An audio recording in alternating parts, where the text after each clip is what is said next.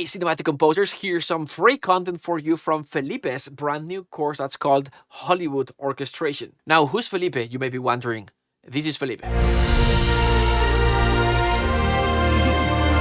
And together with cinematic composing, we've developed a brand new course called Hollywood Orchestration, and this one focuses on iconic themes. Now, let's think about this. What's the best way to learn orchestration? So generally, number one, you'll analyze or reduce the score, and then you analyze the score, and then you extract the orchestration takeaways. And with that, the analysis and the things that you have learned, what's the next step? Practice, right? You would create an orchestral mockup, or you would create a score to record with a live orchestra to practice what you've learned. And this is what the course is about. See, it has 3 sections, and the first one is analysis, where we reduce and analyze 3 scores: Star Wars, Jurassic Park, and Forrest Gump. Then we extract the orchestration takeaways, and then with what we've learned, we compose a mockup. I'm going to start by giving you access to a couple of videos of the Jurassic Park score reduction and analysis. We'll start by listening to the theme. So here we go.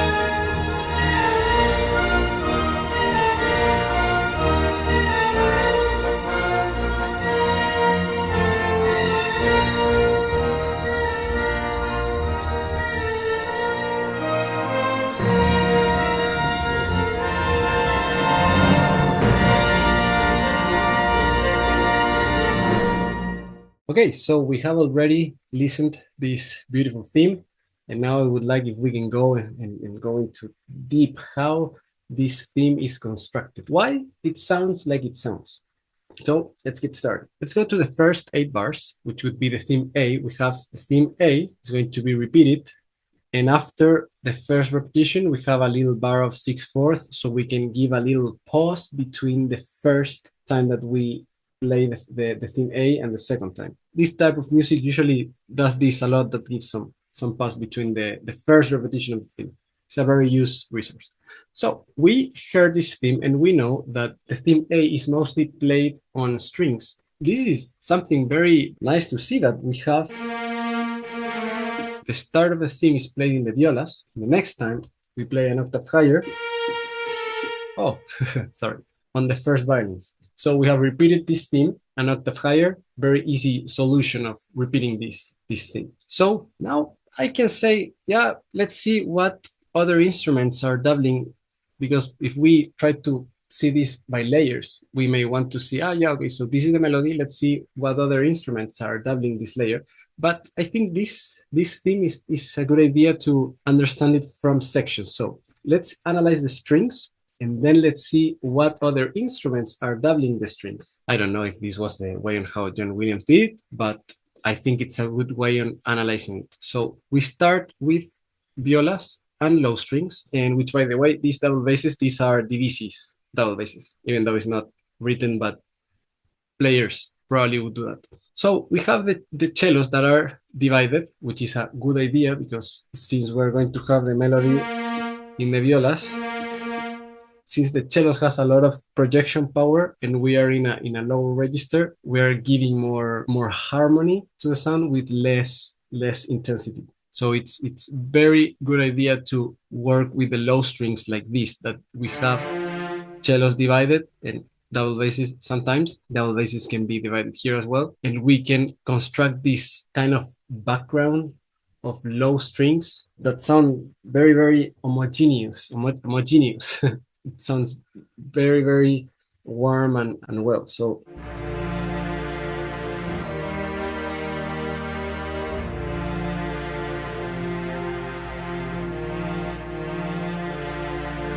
okay, it sounds beautiful, and with the violas it makes so the cellos are not sounding too much and the violas can really take this melody. And we have the second violin that is completing the harmony. You see?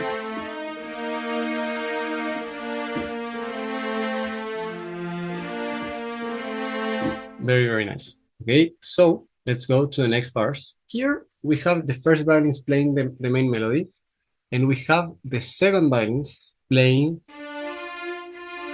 the rest of the harmony. So we have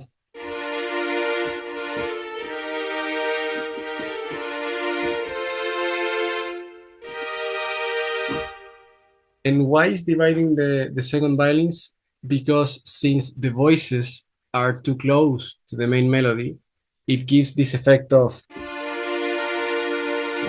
keyboard that, well, of course, this is in real orchestra, it doesn't happen, but when you are dividing the second violins behind the first one when it's playing the melody, you're not hearing this voice,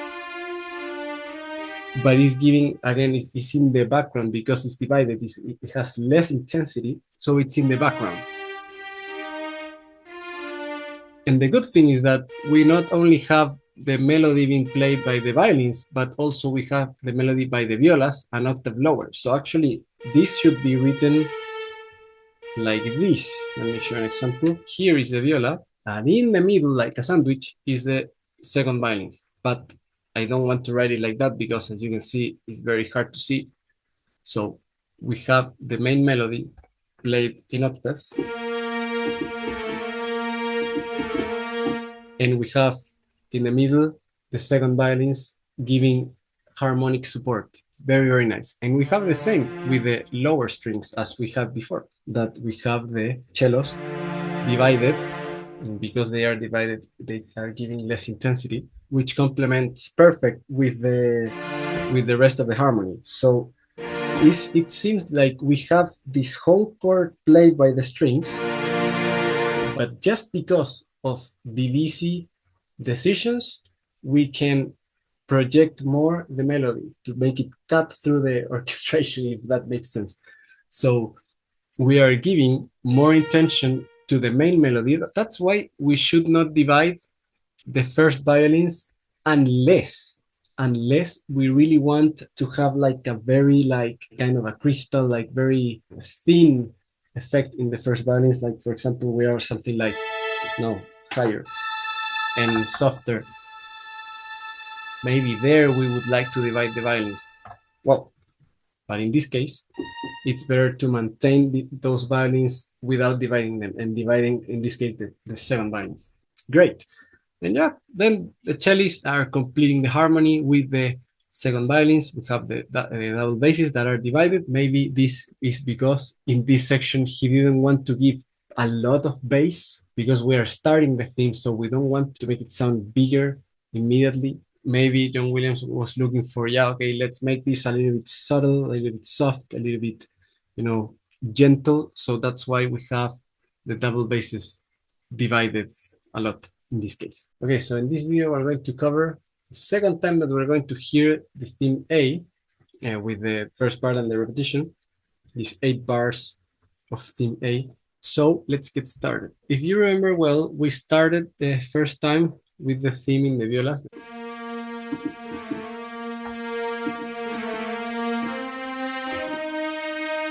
And now we're going to play this theme, but in the first violin. So, well, and I'm going to let you know that in the repetition, we're going to play the theme an octave higher. So we kind of went from this B flat to the next one.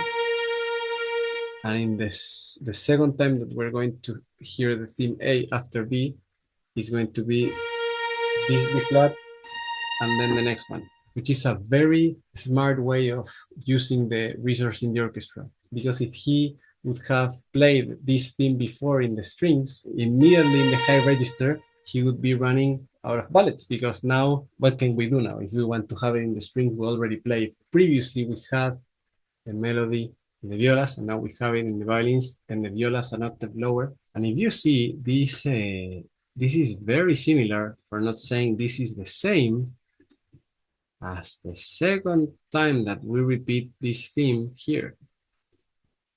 It's like the same. It is the same. It's kind of the same. The important thing is that we are having here the melody in this register, and later we repeat it, and we have it doubled in the octave without the sandwich. Do you remember this? This is this. So now, instead of using the second violins in the middle, we have all the high strings playing the melody, which is something that is very interesting to me, is that the second violins are playing the lower octave instead of the higher octave.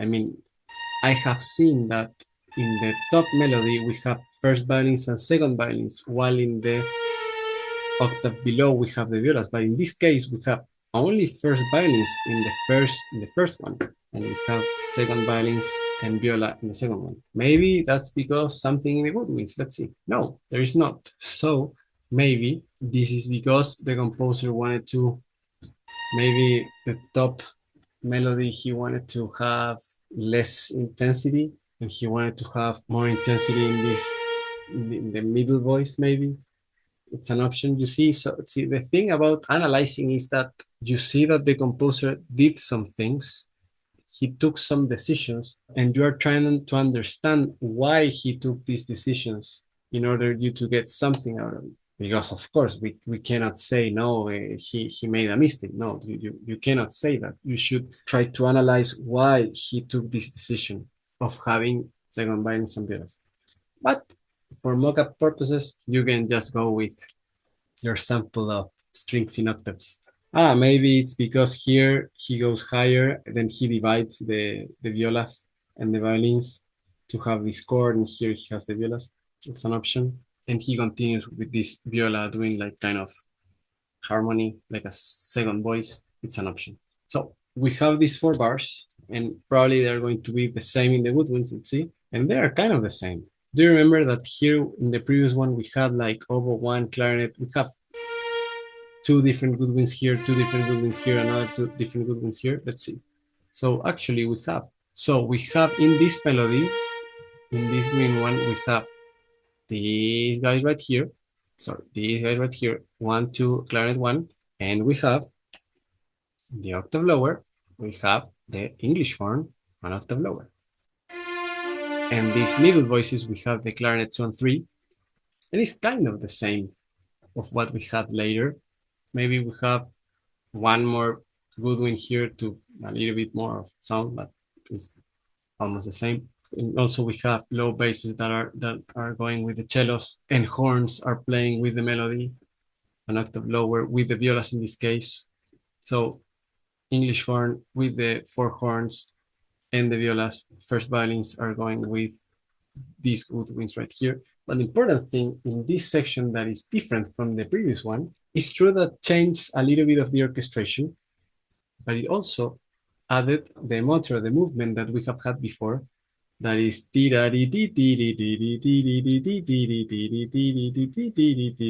that's also in the glockenspiel, in these little bells, synth bells, whatever they are, that are giving this movement to the piece. It's very, very, very, very nice. So it's two flutes playing together, two flutes playing this, and now we know why he didn't use the flutes before, because he was saving them for playing this. That's good. I'm learning. I hope you too. What else? Well, of course, we have had this choir that is playing. I would recommend you to analyze the voicing of the choir. That's always good to have. Try to listen the track, the version from the movie. That soundtrack, try to listen to it and try to hear if you can hear the choir. It's behind, but it's there. I mean, it's giving support. So the most important thing, we have add a movement. So the first time we played the theme, we didn't have movement at all. Now we really, really, really have movement. And it's very, very nice. Very, very nice. And also, we add a different color because we start adding these trumpets that I forgot to put the name, but these are trumpets. Maybe this is trumpet 1 and 2. And here we add the third one. So this would be like this. So this is trumpet 1 and 2, and here we add the plus trumpet 3. So here we have the trumpets that are adding are going to be very, very softly, and they are going with the violins. But it's good that if we hear the recording, we listen that they are not very, very loud, even though they are going to mezzo forte. Maybe that was an indication from the conductor saying, "Hey, trumpets a little bit softer." Try to go with the violins, or maybe the trumpets had there a little indication here that was with violins, so they are going to play in a certain way that makes them melt, like go with the violins to add this support to the violins. We still have the violins playing the most important part, but the trumpet adds this little color. Great. And we stopped the motor here. That's good to know. And this section is very nice because we have this motif, and here what we have, the counterpoint with all the woodwinds. This theme has everything. We have strings with trumpets, and in the counterpoint we have the horns and the woodwinds. That's amazing. Again, here we add the low brass. That means that probably we don't have any support neither here and there, and the low brass take the mid-low register very, very nice. A couple of timpani, and well, here trumpet with violins. Violins playing, what's this? Very, very high octave. And here something interesting happens is that we added this A flat chord. This is very Hollywood. This is this the major seventh chord. So we are in B flat, and suddenly it's like it's a very used modulation. Well, it's not a modulation, it's a modal interchange in this genre. Okay, so let's hear this section, then let's go to the next one.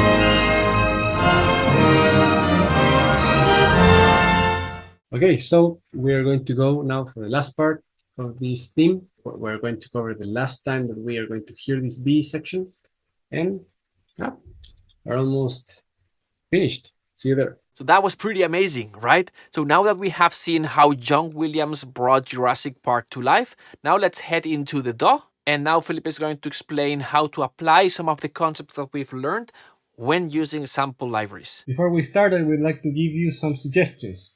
when you are going to do divisi. These suggestions are taken from the real world and how we are going to manage to put them into the sequencer world.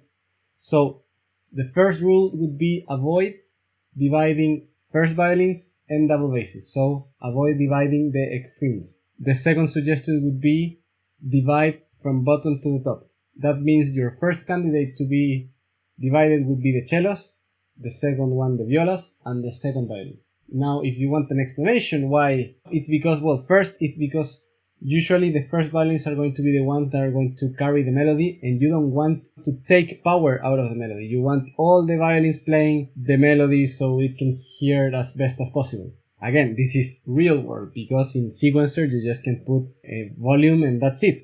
But that's the thing, where we are taking information from the real world, from the orchestra, real orchestra, and how we can bring it into the mockup. And by knowing these things, we may take better decisions for our mockups. And also the double basses is because you want all the bass. Usually in cinematic music, you're looking for enhance the bass frequencies. That's why you may not like to divide the double basses. Now, why dividing from cellos to the top? It's because cellos has more projection power in its acoustic body. It's bigger than the violas and second violins, so it's going to project more anyway.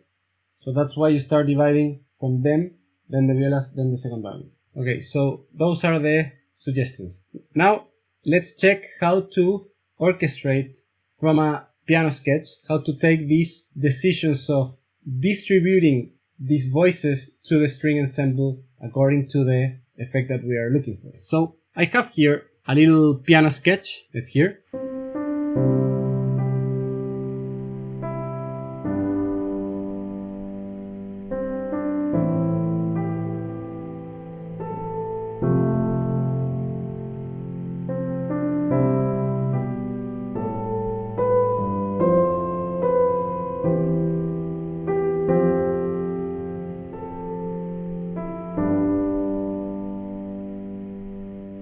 So here we have two things. This is important to know. We have a melody that is right here.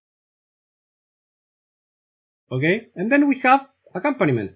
This is just harmony.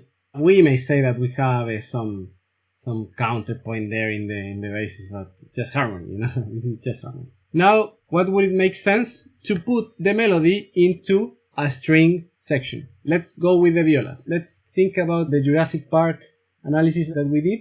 Let's try to do something similar. Let's take conclusions from there and apply them into the music. Here I have the melody in the violas. Now, for you to know, for this explanation, I'm going to use this library right here. I'm just going to use Musio strings. So this is Cine Strings by Musio. Musio is a very cheap subscription library that most of you can have. So I think it's a good idea to show an example using something that everyone can have. So let's hear the melody.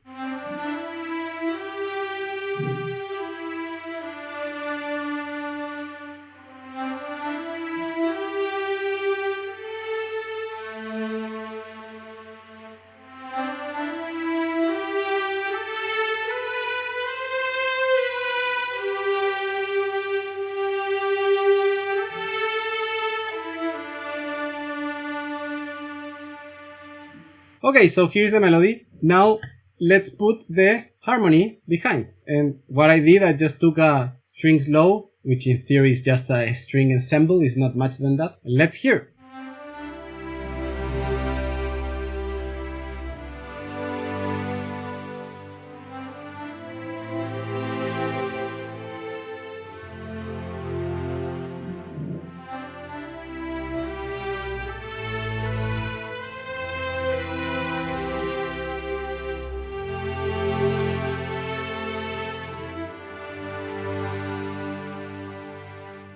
Okay, I think this sounds very nice with just two patches. That's it. It's the violas and it's the strings ensemble patch. This is how we need to work. In the sequencer, we don't have to think the strings as different voices. We have to think on them based on the function that they are achieving. It's the function. The function.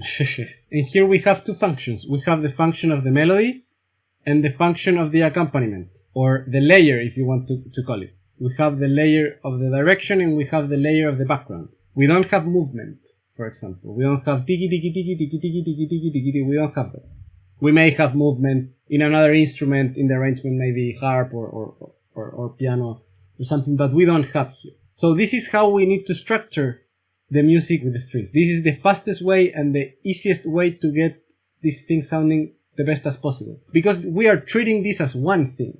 We are not treating as, this is, I'm going to put two cellos here and I'm going to make this first cello divisi and then the second one and then I'm going to put a double bass. No, you just go with the ensemble patch and that's it. Now we can enhance this arrangement by separating the voices, which is not the same as starting with the voices already separated. We already have something and now we can go forward into it. For example, one thing that I may want to do is to have some independence in the bass, since the bass is something important in cinematic music. Let's give this to our double basses. So I'm going to take all this and I'm going to cut it in the double bass. Now I can give more independence to the double bass.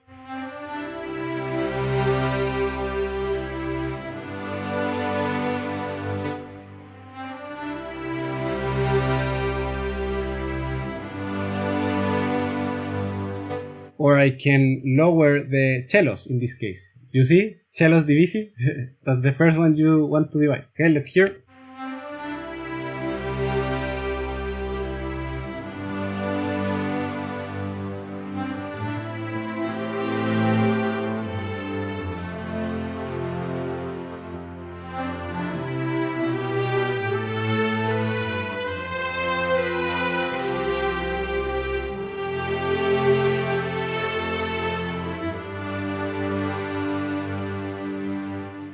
As you can see, I first put the melody, then I put the background, but the background for me was a sketch that now I am developing. So now I can do another thing. I can add, for example, the second violins, like John Williams did, in between the violas and the cellos. One way is to just adding them into the strings. That's perfectly fine. However, what you gain out of giving more voices is to enrich the widthness of the music, because the string ensemble tends to be very, very in the center. But when you give more voices, you kind of extend the stereo, and also you have more independence of each voices. So I have the melody here. Let's add this friend. This is the second violin with the viola. Let's have a listen.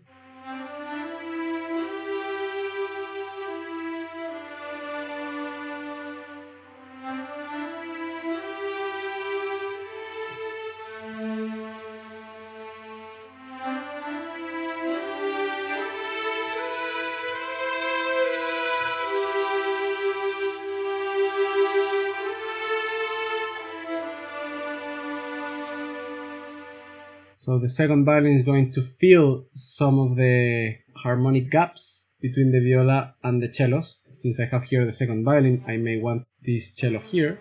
Why not? Let's hear.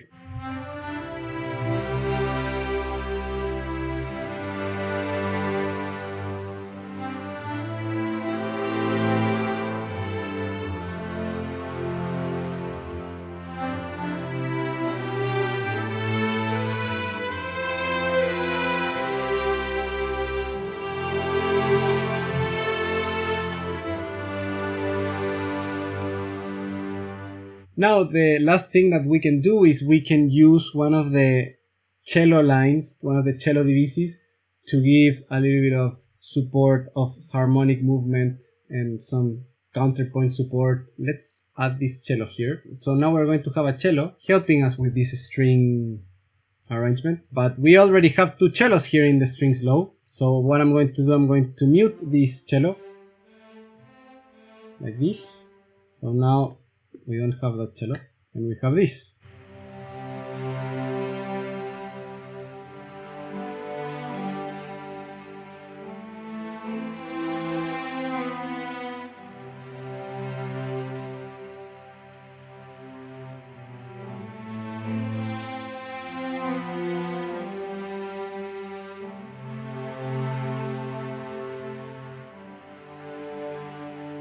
So we have more independence. sometimes this cello is going to play harmonies and counterpoint. Sometimes it's going to duplicate the melody an octave lower. Okay, so now let's hear it.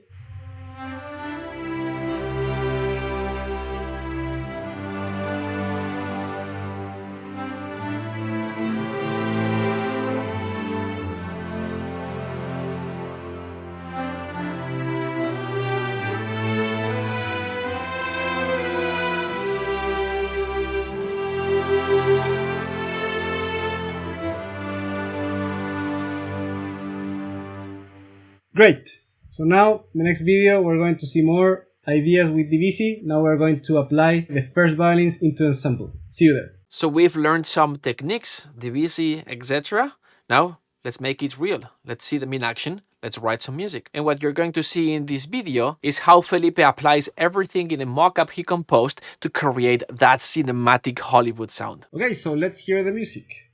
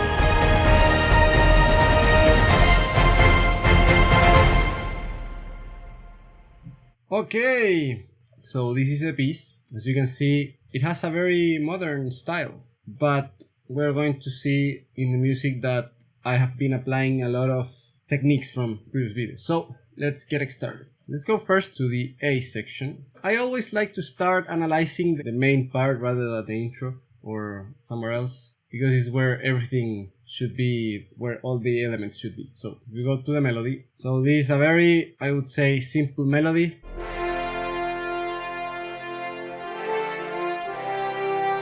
Yeah. Okay, so here we have the main melody in horns A6, which, by the way, the use of horns A6 is something very, very common in Hollywood. For example, Disney movies and a ton of other movies, they usually tend to record 6 horns instead of 4. And in my case, I think this horn sounds very well. This is the horns A6 from Orchestral Tools from the Tom Hulkenberg patch. Very, very nice. Something that you can see in the brass is that I'm using the technique that we have seen in the previous sections, where I have a patch brass that is playing the chords. This can be trombones plus tuba. It's trombones and the tuba, which actually I recorded after right here. These notes, they don't necessarily have to be there, but here you can see the orchestration that we have seen before, that we have the chord plus the bass in the tuba, which I believe it sounds very, very convincing.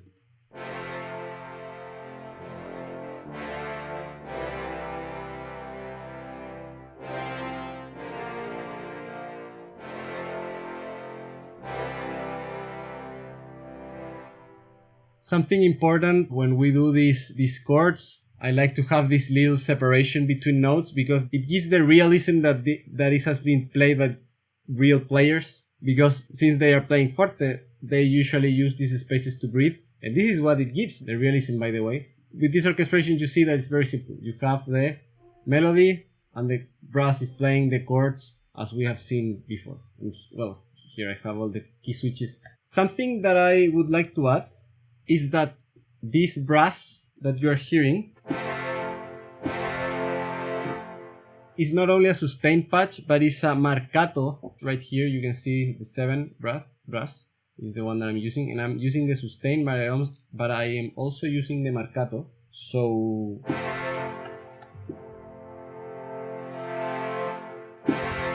there is a marcato. I can turn it on by pressing the C. The C is muted. There is the marcato. This is very important orchestration wise because brass tend to sound like this. I mean, when you're looking for this kind of fanfare and to present the theme in this way using full brass, like chan, you know, you want to have this marcato attack, which I also have it in my horn here. So here is the marcato. So I'm using marcato with the sustain, and that's what it gives the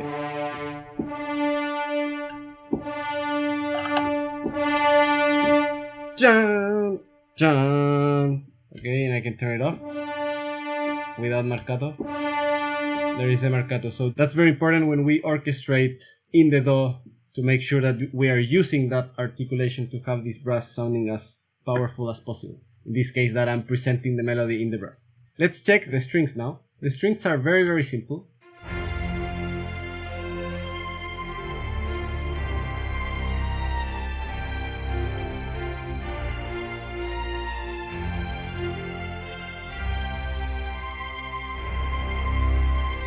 So this is very, very simple. We have the violins 1 and 2 playing at unison. This is unison violins 1 and 2, which they are playing a counterpoint against the horns.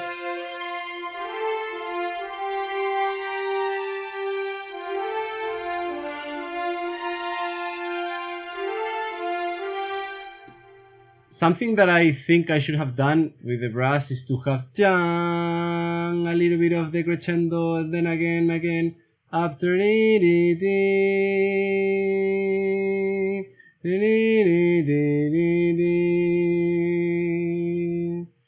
bit of crescendo. I think that's more realistic.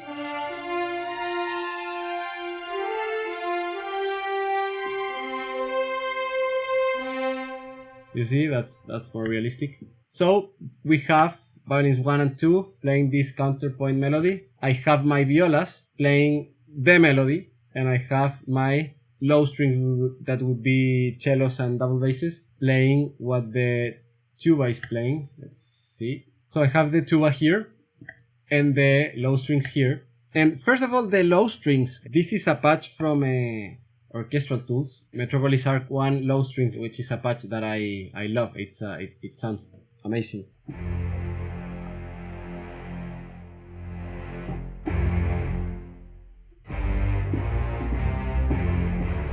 That basically it's a ton of low strings playing together, but I like it because it's playing, this patch right here goes from forte to fortissimo, which is what I'm looking for here, and it's an octave patch, so actually we are hearing the cello here and the double bass an octave lower. It was recorded like that. And then the tuba is, sometimes tuba is playing unison. It has to be with the registers. Sometimes the tuba plays an octave lower, which in this case would be with the double basses, and the other case goes with the cellos. Here, for example, it goes with the double basses again, and then they meet in the last note.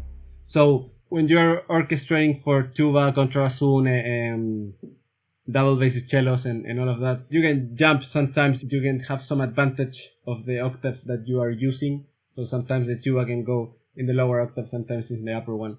Sometimes you can use 2 tubas, and the 2 tubas can go in octaves. I could have done that. I could have perfectly go here, copy this in the brass, and then put it like this. Here I have the octave. I also here, and here. And this is the tuba that I'm using, and the other one, it just can be a unison here, tuba unison. So brass would be all the trombones and the tuba, and I also added one more tuba behind. Or I can, you just can also just copy everything in the brass patch and you can go with it. The reason why you do this and you don't orchestrate it like trombone 1, trombone 2, bass trombone, tuba, it's because I think it sounds better and it's faster.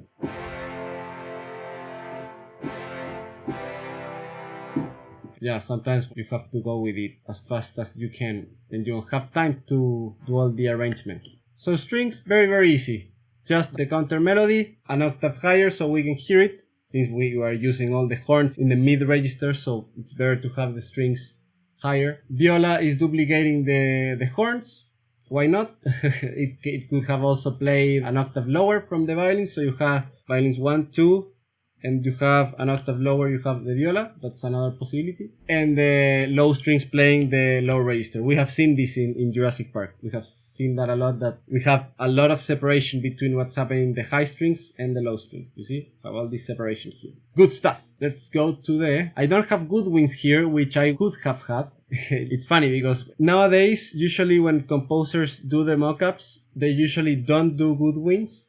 And the good wins are usually done by the orchestrators, since the orchestras that they use, mostly all of them have good wins. So yeah, this is a real case where I could have composed good wins, but I didn't. However, if I would have had composed good wins, I would have done the flutes and oboes to the high strings, clarinets maybe to the horns, but played in chords. So this is the horn. Maybe I would have given to the clarinet, and I also would have played like this. So this is an F, here this is a C, I believe this was the B flat, and I would have tried to do these thirds or sixths, this kind of sound.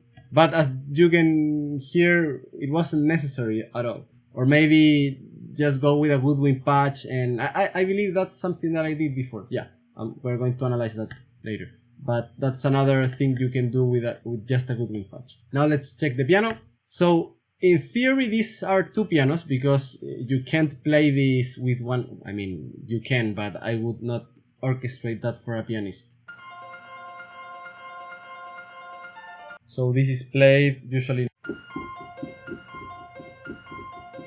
with two hands. So the fact of having these arpeggios and these notes here should be for two pianists. Since I'm using libraries, I just did it because why not?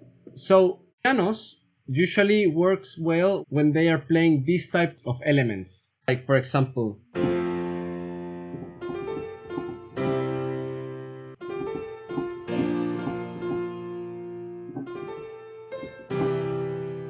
when you have this type of music, they usually you can't hear them. And also you make the orchestra smaller because we are tend to hear the piano in this register when we are listening to songs.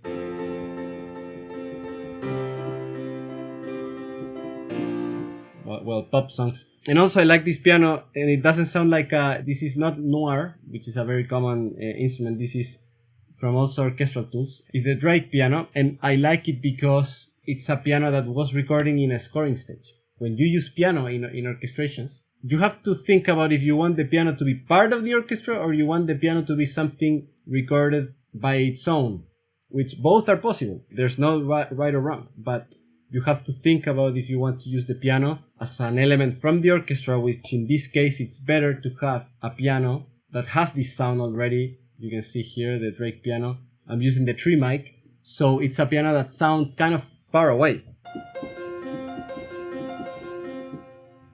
If I use noir, for example, this piano that is very common from a native instrument,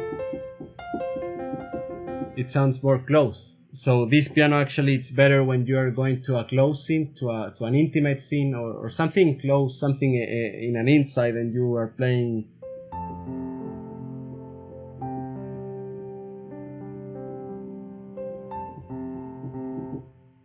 That's better. So make sure when you are orchestrating to think, is this piano going to be something close or is it going to be something that is far away? And this type of elements, these arpeggios, I think they work very, very well when you have the orchestra playing fortissimo. I'm kind of using the piano as a harp, as another harp, which in theory it is.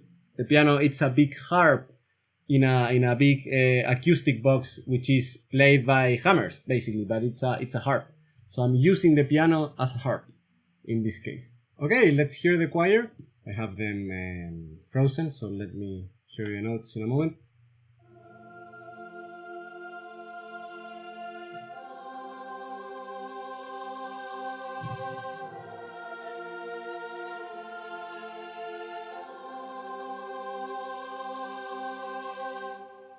Okay, so this is the choir, and something important I have to say is that, well, I have here a lot of layers, but that's not the point today of this class on how to layer the libraries. However, the reason why I'm layering is because since I don't have the best patch for this music, I try to make it sound the best as possible with what I have. So let me show you. You have the top of your voice here in octaves, and in the bottom you will have the male choir. So you usually have the sopranos and altos here. You will have the male voices here, which can be tenor and basses or just tenors, it doesn't matter. And sometimes you can divide the sopranos, so you can have a little voice in between, and also you have the males. So this is what you should be looking for when you are making the choirs. You should look for the chord right here, it can be the triad, of course, but it can be in any inversion you want, and you have the octave here, with the soprano one octave higher than the alto. So if we check here, you can see that there is the octave right here. There is the octave right here that I have showed you. Here is the male voices, and we have this chord. Well, in this case, it's not a triad, but it's a triple octave, but it's the same concept. And we have the octave higher, and you can add the DC soprano in the middle of the women. All right. I like to have it in a separate instrument so I can have more control over the volume and the intensity of this voice. All right, but that's it. That's the choir. So let's hear this section and then we go to the next one.